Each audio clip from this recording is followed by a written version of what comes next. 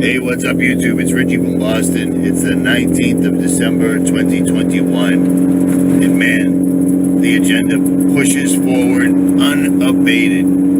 It's amazing to me how quickly everything is playing out right now. And I really hope people have a grasp of this situation. Understand that the passports are going to they're going to force you to walk it like you talk it. And it's going to be the most difficult thing you've ever done in your life. Praying unceasingly, I find myself doing that. I pray an awful lot, and I try not to be redundant. I try not to pray the same thing over and over again, like a heathen. You know what I mean? And I've had an issue that has been occupying so much of my thoughts.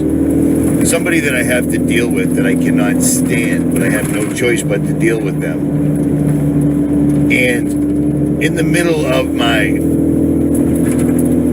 I don't know, how about this? Do not be overcome by evil, but overcome evil with good. Vengeance is the Lord's. That Bible verse fell into my lap last night, and it made so much sense to me.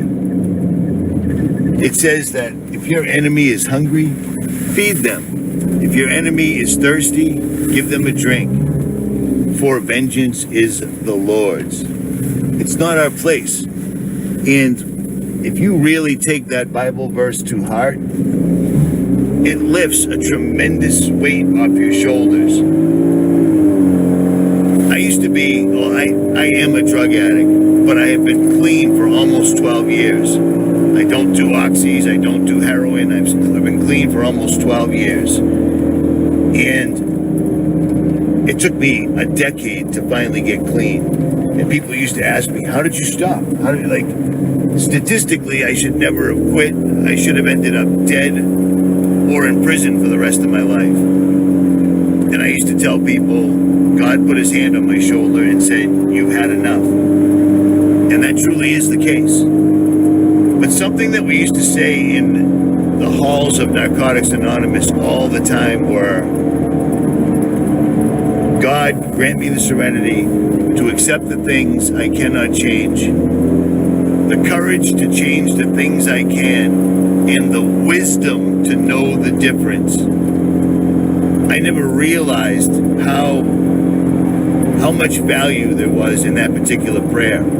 I was just saying it because everyone else was saying it. That's what you said. You know what I mean? I knew it by heart, blah, blah, blah. But if you think about that, God, grant me the serenity, the calmness, the level head to accept things I cannot change, the courage to change the things that I can, and the wisdom to know the difference.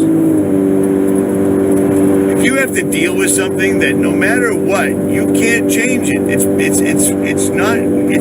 not in your power to change this particular situation. Just let it go. If you can change it, but you're afraid to, pray for the courage to do so. And if, like I said, if you can't change it, accept it. I don't know if that even makes any sense, but it does. It does to me. Because there's certain things that no matter what, you just cannot change them. Trying to figure out why a person acts a particular way, it's like trying to shovel the waves back into the ocean. It's a waste of your time. At any rate, I'm taking the truck right now for a shakedown run.